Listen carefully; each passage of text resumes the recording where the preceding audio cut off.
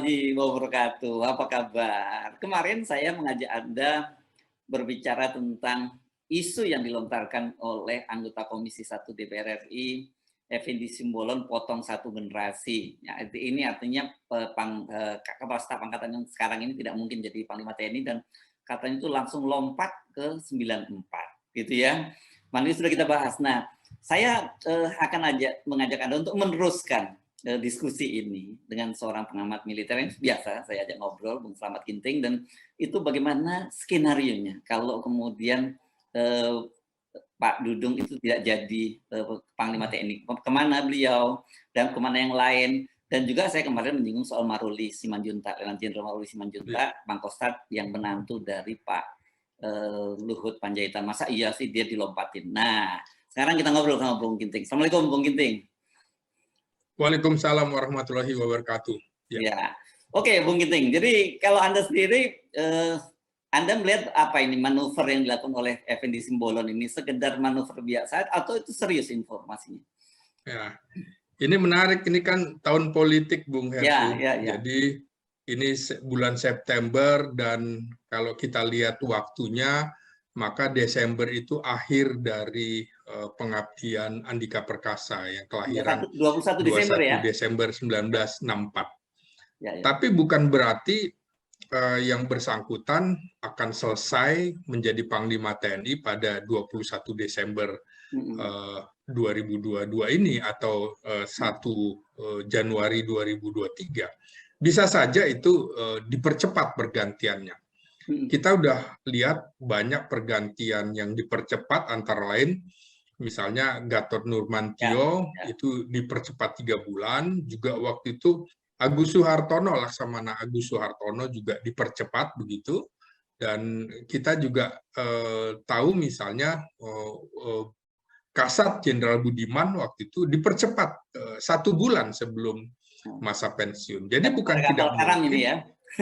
Ya, jadi bukan tidak mungkin Jenderal Andika Perkasa juga mengalami percepatan selesainya jabatan. Bisa saja kalau melihat peristiwa Gatot Nurmantio yang 3 bulan, maka Oktober ini menjadi penentu, Bung Hersu. Apakah kemudian Andika akan lanjut sampai akhir tahun 2022 ini atau berhenti di Oktober itu? Nah, kita bisa melihat bahwa kemungkinan itu bisa saja terjadi. Nah, kita lihat ada upaya-upaya yang dilakukan oleh pimpinan TNI. Ini kan berawal dari begitu ada Undang-Undang TNI nomor 34 tahun 2004 itu, usia pensiun dari sebelumnya 55 jadi 58. Nah, kita tahu bahwa belum lama ini juga pada bulan Juni lalu itu Andika Perkasa hadir di sidang judicial review Mahkamah Konstitusi. Di situ meminta begitu ya, beberapa pemohon itu meminta agar usia pensiun TNI itu disamakan dengan Polri. Polri kan ada di Undang-Undang nomor 2 tahun 2002 itu mengatakan pensiun 58 tahun tapi bisa hingga 60 tahun bagi yang memiliki keahlian khusus. Nah, ketika Jenderal Andika Perkasa dipanggil oleh Mahkamah Konstitusi, yang bersangkutan memohon agar kesetaraan itu dilakukan juga untuk TNI. Nah, yang menjadi masalah adalah ketika keputusan Mahkamah Konstitusi itu menolak semua permohonan itu, Bung Hersu. Artinya permohonan itu ditolak, tapi ada klausul yang menarik. Hal itu dikembalikan kepada DPR dan pemerintah yang membuat Undang-Undang nomor 34 tahun 2004 tentang TNI itu. Itu namanya open legal policy itu namanya ya, yang biasa. Iya. Betul, jadi dipersilahkan bagi pemerintah dan DPR untuk mengubah itu, bukan di MK begitu kan.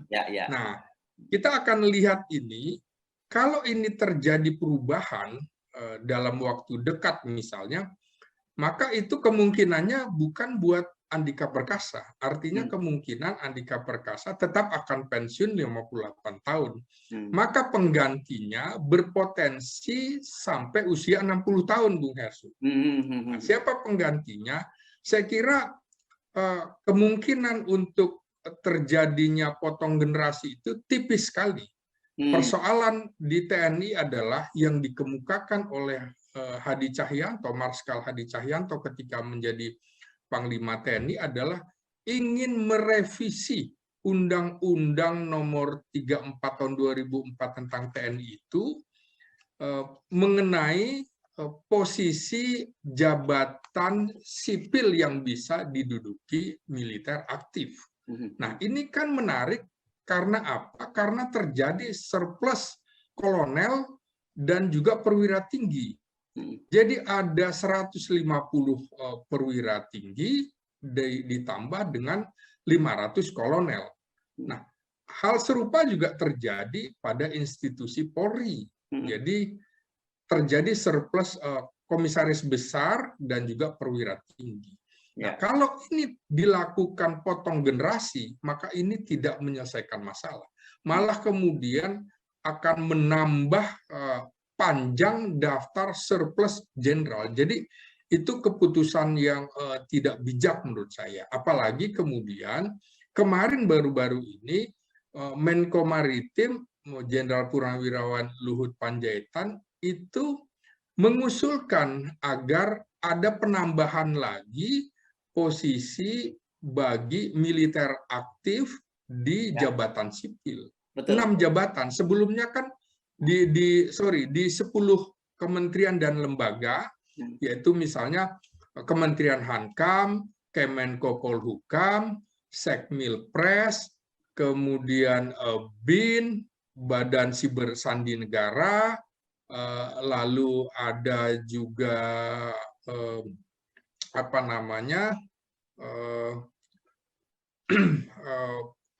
Badan Siber Sandi Negara, BIN, dan lain-lain, ya kira-kira ada 10 itu, ditambah dengan yang sekarang permintaannya adalah ditambah dengan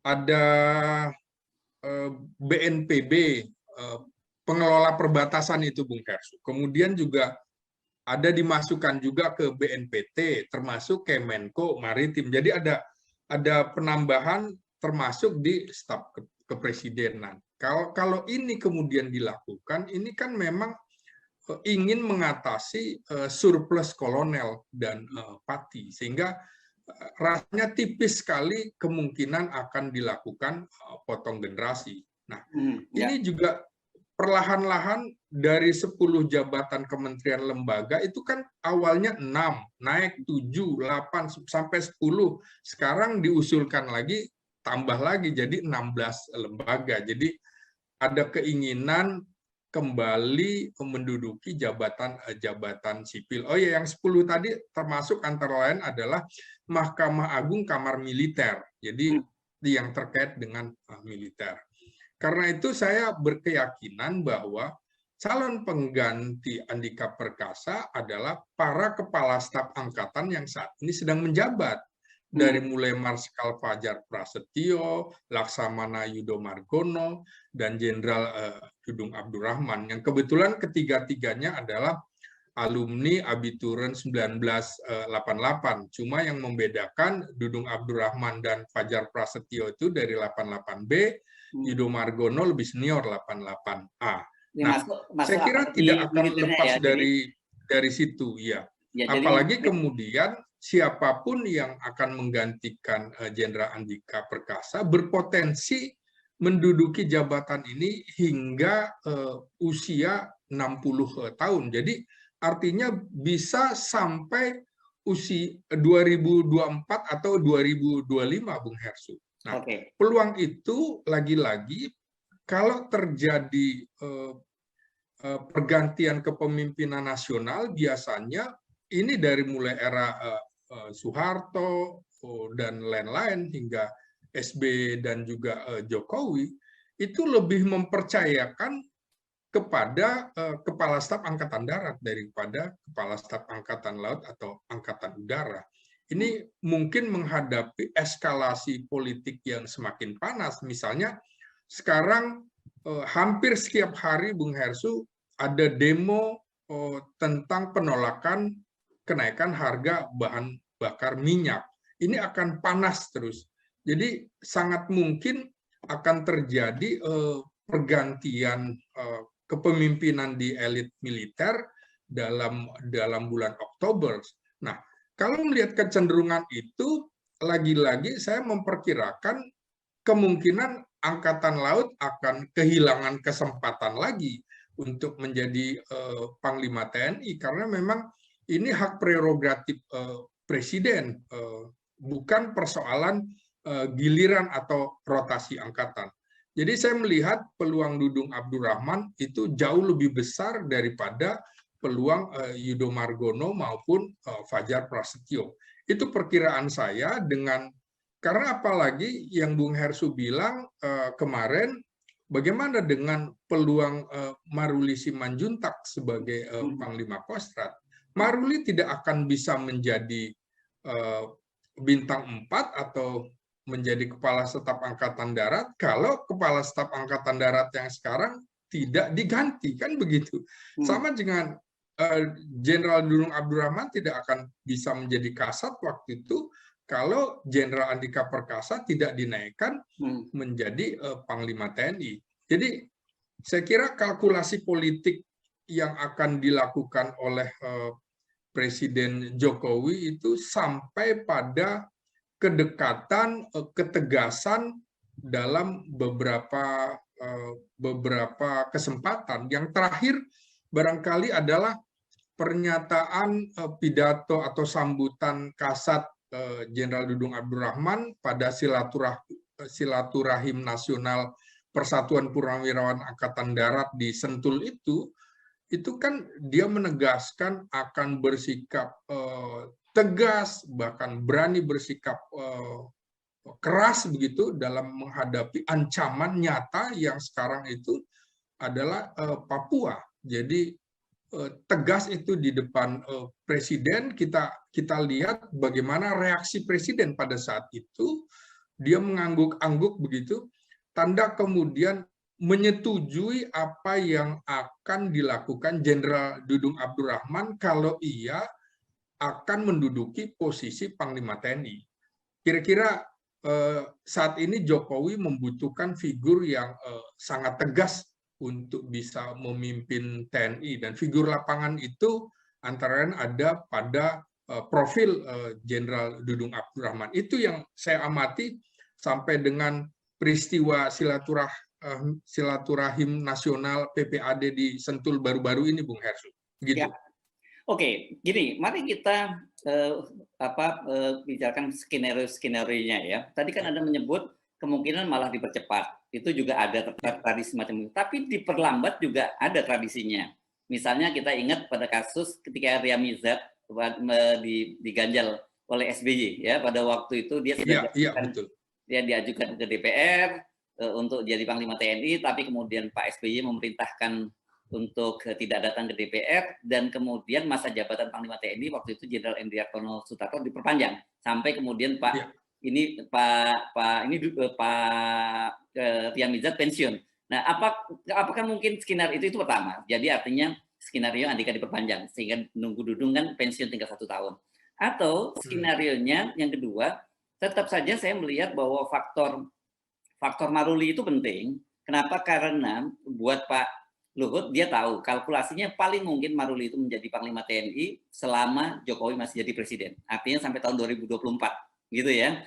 Kalau misalnya dinaikkan Pak Dudung, mungkin ya Pak Dudung juga cuma sebentar saja, sama dengan Andika cuma 1 tahun saja, begitu langsung. Kemudian setelah itu digantikan Maruli. Nah, bagaimana ini? Coba kita bicarakan dua kemungkinan. Ya, kemungkinan itu besar sekali juga, Bung. Artinya bisa saja kemudian kalau misalnya Dudung Abdurrahman atau Yudo Margono yang menjadi Panglima TNI, kedua-duanya juga akan pensiun sama pada akhir 2023. Jadi kebetulan keduanya juga lahir pada November-Desember 1965. Jadi kesempatan kalaupun menjadi Panglima TNI juga hanya setahun begitu kan. Makanya potong generasi dalam tanda petik ya tentu setelah keduanya Yudo Margono atau Dudung Abdurrahman yang menjadi Panglima TNI baru setelahnya.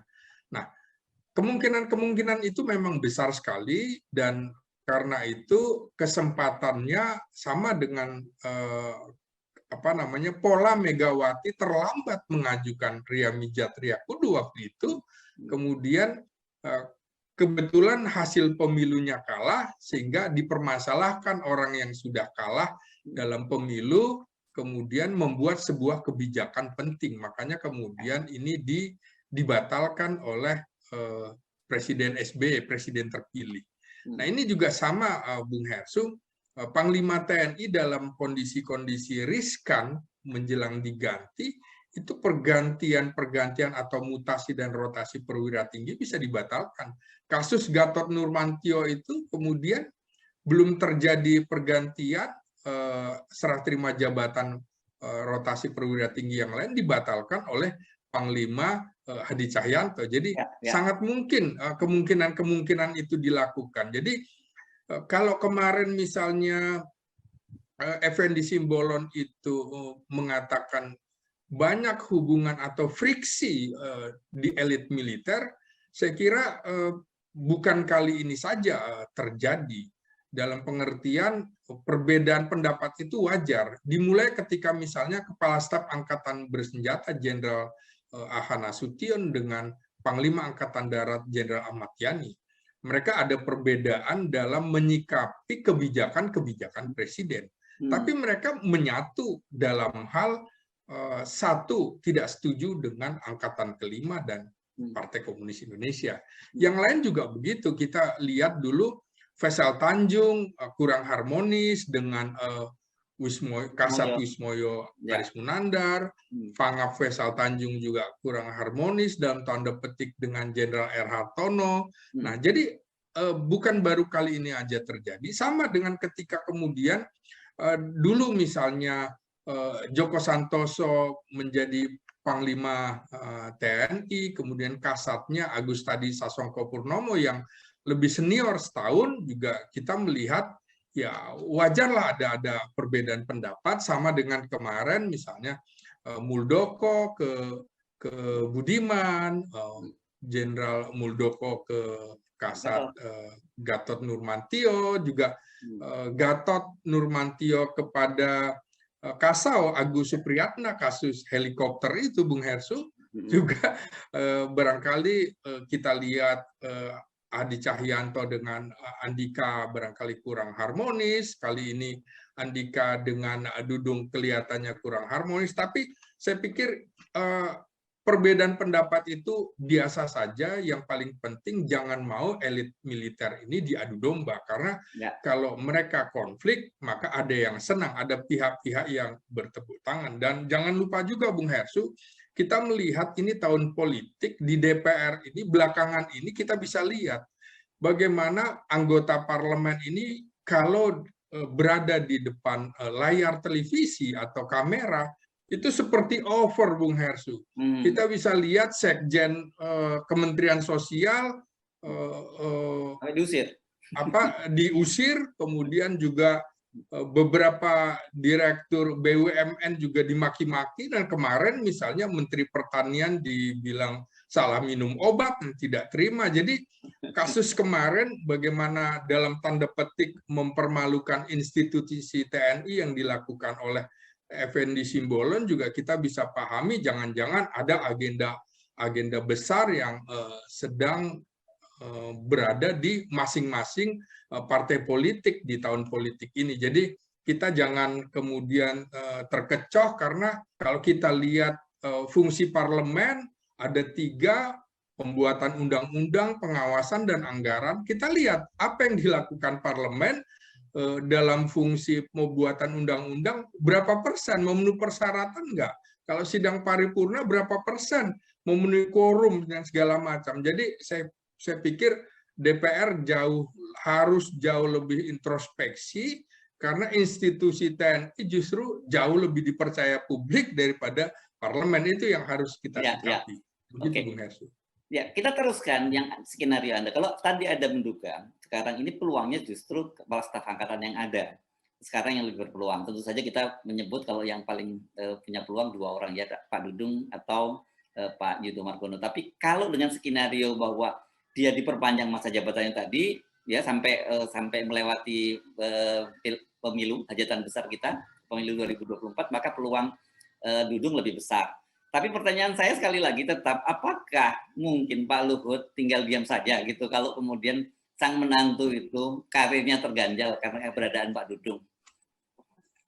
Ya, ini menarik karena Menteri Luhut Panjaitan kan termasuk orang yang sangat dipercaya oleh Presiden Jokowi. Tapi tentu Presiden Jokowi juga tidak bisa semena-mena terhadap perwira-perwira senior bintang 3, bintang 4 lainnya. Nah, persoalan itu tadi kalau seperti Luhut bilang kan tidak semuanya harus jadi Kasat. Saya sepakat bahwa tidak semuanya harus jadi jenderal bintang 4. Malah surplus kolonel dan perwira tinggi ini mestinya harus diselesaikan ketika misalnya terjadi perubahan undang-undang, terjadi perubahan aturan dari pensiun 55 menjadi 58. Jadi seharusnya ini tidak menjadi alasan. Kita bisa belajar dari pengalaman negara-negara lain, misalnya Amerika, misalnya perwira tinggi bintang 1 yang sampai 3 tahun dia tidak bisa naik ke bintang 2, maka dia pensiun. Jadi tidak harus menunggu usia 58 tahun. Begitu juga mayor jenderal atau laksamana muda, marskal muda, dalam 3 tahun tidak bisa jadi bintang 3, dia harus pensiun. Termasuk kemudian letnan jenderal, laksamana madya, marskal madya, 3 tahun tidak bisa naik bintang 4, dia pensiun. Nah, selanjutnya kalau seperti di Amerika, maka kemudian bintang 4 bisa diperpanjang usia pensiunnya sampai 64, bahkan sampai 68 tahun. Jadi memang harusnya menyadari semuanya. Misalnya kalau kolonel sampai 7-8 tahun tidak bisa naik bintang 1, maka dia harus pensiun. Sehingga tidak ada lagi seharusnya jabatan-jabatan staf ahli baik di Kodam maupun di Mabes angkatan Mabes TNI, Angkatan Darat, Angkatan Laut, dan Angkatan Udara. Kenapa? Karena sebenarnya semua tugas sudah dibagi rata, sudah habis gitu dilakukan oleh para asisten-asisten kepala staf itu atau asisten Panglima TNI. Jadi nggak perlu lagi semuanya numpuk menjadi jenderal atau perwira tinggi di staf ahli, nggak perlu, apalagi koordinator staf ahli sampai bintang 3 menurut saya menjadi aneh. Buat apa? Sama dengan misalnya Bung Hersu, Komandan Kodiklat untuk apa bintang 3? Toh supervisinya dilakukan oleh asisten operasi dan asisten latihan, dan itu bintang 2. Kenapa yang disupervisi jadi bintang 3? Sama dengan Komandan Pusterat bintang 3, padahal supervisinya adalah asisten teritorial yang bintang 2. Begitu juga dengan yang lain, misalnya kepala RSPAD atau kepala RSPAD sampai bintang 3 itu kejadian keajaiban di dunia menurut saya. Juga komandan polisi militer yang bantuan administrasi harus bintang 3. Jadi menurut saya jangan sampai cara mengatasi surplus ini dengan bagi-bagi jabatan, maka kemudian jadi murah sekali. Kita bisa lihat di era Panglima TNI Pangap Jenderal Murdani itu untuk 3 angkatan dan Polri itu nggak sampai 200 perwira tingginya. Sekarang berapa banyak gitu? Berlipat-lipat, bahkan tidak lebih dari 175 perwira tinggi. Jadi jangan kemudian kita memberikan obral terhadap pangkat jenderal ini. Kolonel itu jabatan pangkat tertinggi di korps. Jadi jangan kemudian rendah hati kalau pensiun kolonel. Itu udah hebat, paling tinggi. Begitu, Bung Yasri. Ya. Jadi balik lagi tadi ke yang tadi kita menyinggung soal topik utama kita, potong generasi. Sepotong satu generasi. Jadi kalau Anda melihat, katakanlah begini, kalau tidak dipilih dari kepala staf angkatan yang ada, kan ini Pak, bagaimanapun ini 88 ya, Pak, semua Ya, kepala staf angkatan ini sekarang 88.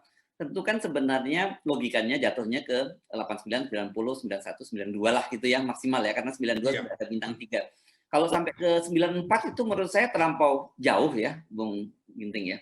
Iya, iya saya kira itu malah menjadi kecelakaan sejarah nantinya. Mhm. Jadi kita belajar dari pengalaman-pengalaman yang sudah ada di era Pak Harto itu tidak pernah dilakukan hal itu. Begitu juga di era SBY, ya, presiden dengan latar belakang militer itu tidak pernah dilakukan seperti Ya, itu. ya. Jadi mestinya memang misalnya ya sekarang juga kita terperangah ketika kemudian bekas ajudan presiden Rudi Saladin sudah menjadi brigadir jenderal, menjadi Danrem di Bogor. Itu juga menurut saya terlalu cepat menurut saya. Apalagi kemudian masih banyak angkatan 88 yang belum dapat jatah dalam tanda petik jenderal begitu. Nah, ini kan jomplang hampir 9 tahun Bung Hersu. Jarak antara 88 ke 97.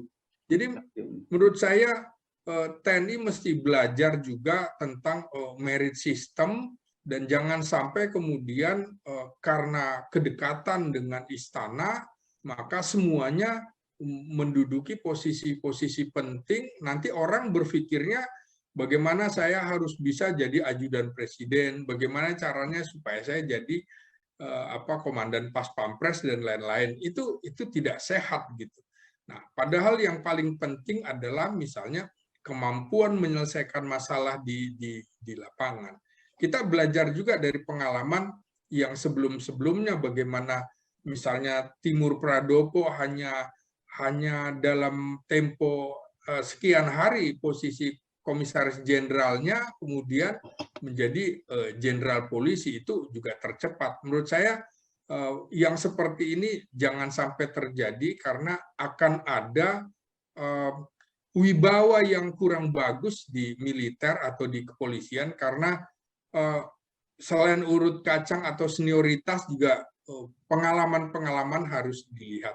Menurut saya kalau angkatan 94 lulusan 94 itu berarti lulusannya Jenderal Sambo ya menjadi pimpinan polisi atau pimpinan TNI itu juga orang sudah melihat bagaimana kasus Sambo ini juga akan berdampak luar biasa bagaimana seorang dalam posisi umur 47 sudah bintang 2. Itu berbeda dengan kasus Prabowo dulu yang umur 47 juga sudah jadi bintang 3 begitu karena waktu itu pensiunnya masih 55 tahun Ibu.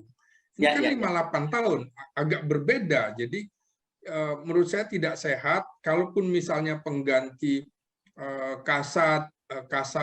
Kasau memang idealnya adalah di angkatan sampai dengan 92 akhirnya sampai 4 tahun itu juga sebuah lompatan mestinya. Jadi idealnya tetap saja di angkatan 2 atau 3 tahun setelah itu. Jadi 8, jangan sampai kira-kira orang lulus, orang lulus dia baru masuk akademi, nggak pernah bersinggungan begitu ya di akademi itu nggak bagus. Jadi saya pikir pengganti Jenderal Dudung nantinya tentu saja antara lain Wakil Kasat yang juga bekas Komandan Pas Pampres, Letjen Agus Subianto, juga Maruli Simanjuntak yang menjadi Panglima Kostrat, serta yang Richard Tampu Bolon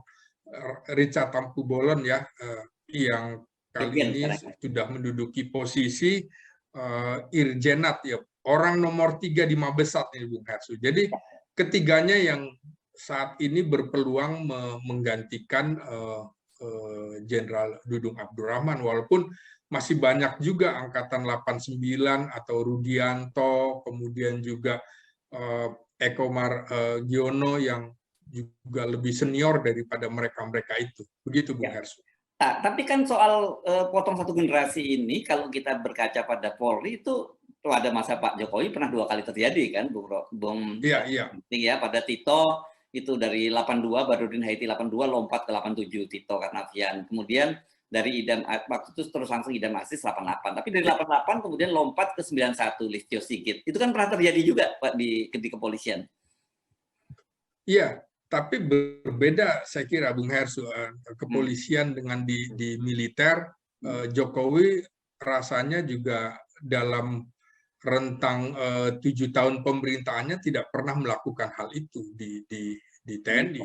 Kemudian kalau di Polri malah sudah 2 kali itu tadi Bung Hersu ya, dari 82 Badrodin Haiti kepada Tito Karnavian, kecelakaan dalam tanda petik gitu kata orang, sampai akhirnya masih jauh usia pensiunnya, sampai sekitar 7 tahunan masanya, nggak mungkin juga menjabat jadi Kapolri selama 7 tahun, akhirnya pensiun. Buat apa juga kemudian pensiunnya lebih cepat daripada usia yang seharusnya untuk jabatan lain. Sepertinya seperti tidak ada orang lain yang memiliki kualifikasi. Saya pikir di Angkatan Darat semua jenderal bintang 3 mempunyai kesempatan yang sama dan mempunyai kualifikasi untuk menjadi Kepala Staf Angkatan Darat.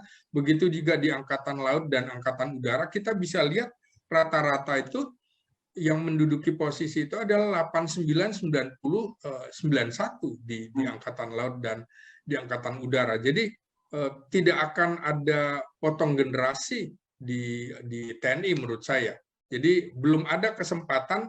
94 memang baru bintang 2 dan kesempatan untuk kemudian dipercepat juga kita bisa lihat kasus Tribudi Utomo dan Pas Pampres kemudian juga sekarang menjadi Pangdam Mula Warman, ini kan mengingatkan kita pada karir Jenderal Andika Perkasa dari Komandan Pas Pampres menjadi Pangdam Tanjung Pura, kemudian hampir sekitar setahun 2 tahun malah Bung Hersu, bukan cepat, baru geser dulu ke Komandan Kodiklatat dalam waktu 4 bulan sampai 6 bulan, begitu juga jabatan Pangkostrat, jabatan bintang 3-nya udah setahunan begitu. Jadi rasanya tipis kemungkinan di TNI itu dilakukan perpanjangan, percepatan. Walaupun kita bisa lihat waktu itu Agus Supriyatna juga cepat sekali Bung dari bintang 2-nya ke bintang 4 ada percepatan jabatan, tapi di Angkatan Darat ini belum ada yang seperti itu Bung Hersu. Ya. Ada percepatan pada Dudung ya, ketika di tahun 2020 masih Gubernur Akmil, 21 sudah jadi Pangdam Jaya, dan kemudian 2021 juga sudah jadi Kasat, itu terjadi juga kan gitu ya? Iya, dalam rentang setahun karena posisi sebagai Gubernur Akmilnya juga sudah hampir 2 tahun Bung Hersu. Jadi posisi bintang 2-nya dijabat oleh yang bersangkutan sekitar 3 tahun. Jadi wajar juga sudah 3 tahun kemudian menjadi bintang 3 Panglima Kostrat selama sekitar hampir setahun, 6 sampai 9 bulan begitu. Jadi bukan rentang waktu 3 bulanan atau 4 bulanan. Jadi seperti saya bilang, memang sebaiknya kalau bintang 1 3 tahun tidak bisa naik bintang 2, sebaiknya dipensiunkan aja. Begitu juga bintang 2 ke bintang 3 supaya tidak ada surplus lagi. Alasan surplus perwira tinggi dan kolonel supaya kemudian nantinya tidak bagi-bagi jabatan atau dialihkan ke jabatan-jabatan sipil yang ini akan mengganggu birokrasi pemerintahan sipil. Begitu Bung Hersu. Oke, jadi sekali lagi, balik lagi sebentar ya. Kalau Anda lihat skenario-nya, katakanlah gitu, katakanlah betul kita menduga mungkin tidak akan diambil Pak Dudung, tidak diambil Pak Yudo Margono, ada 2 pertimbangan karena waktu rentang mereka cuma pendek, hanya 1 tahun, artinya akan ada pemilihan Panglima baru lagi, dan kemudian juga mengingat faktor ada Maruli Simanjuntak, yang bagaimanapun kalau menurut kalkulasi saya meyakini itu harus menjadi Panglima TNI sebelum Pak Jokowi lengser tahun 2024. Skenario-nya seperti apa? Dikemanakan ini orang seperti Pak Dudung dan Pak Yudo Margono? Ya, saya melihat begini Bung Hersu. Ini kan reshuffle kabinet belum selesai. Iya, iya, iya, iya. Belum bilang Posisi Kemhan tuh. Ya, Menteri PAN kosong. iya, iya, iya, iya. Satu lagi posisi Wakil Menteri, aduh saya lupa begitu ya. Hmm. Nah, ini akan diisi, menurut saya ini skenarionya menjadi satu dengan pergantian elit militer. Aha. Kalau misalnya Presiden Jokowi tidak memberikan tempat pada Yudo Margono sebagai Panglima TNI, saya kira Yudo Margono akan dicarikan tempat terhormat begitu. Kita lihat bagaimana dulu Jenderal Budi Gunawan yang gagal dalam tanda petik menjadi Kapolri dicarikan tempat terhormat menjadi Kepala BIN. Saya kira Yudo Margono juga kalau tidak menjadi Panglima TNI akan dicarikan posisi di kabinet. Begitu juga kalau Andika Perkasa akan diselesaikan masa jabatannya sebagai Panglima TNI, kalau memang belum habis sampai dengan Desember, bisa saja ditempatkan di posisi misalnya karena pernah menjadi orang istana, maka posisinya adalah Kepala Staf Presiden menggantikan Jenderal Muldoko yang memang sudah jauh-jauh hari diisukan, diwacanakan akan diganti. Bisa saja.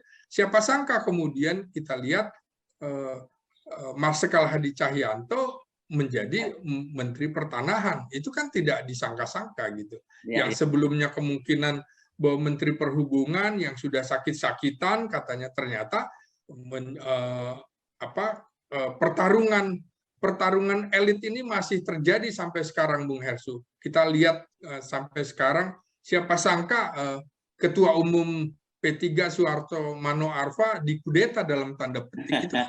Itu kan bisa mengubah peta koalisi Indonesia Baru. Bisa jadi kemudian P3 tidak mau ikut lagi di situ kan, karena ketua umumnya berbeda. Itu bisa saja. Kita akan bisa lihat memang dalam rentang beberapa bulan ini ada kudeta-kudeta tanda petik begitu juga. Termasuk kemudian apakah posisi Erlangga Hartarto juga sudah aman? Belum tentu. Rivalitas dia dengan Bamsud itu kan juga nyata begitu.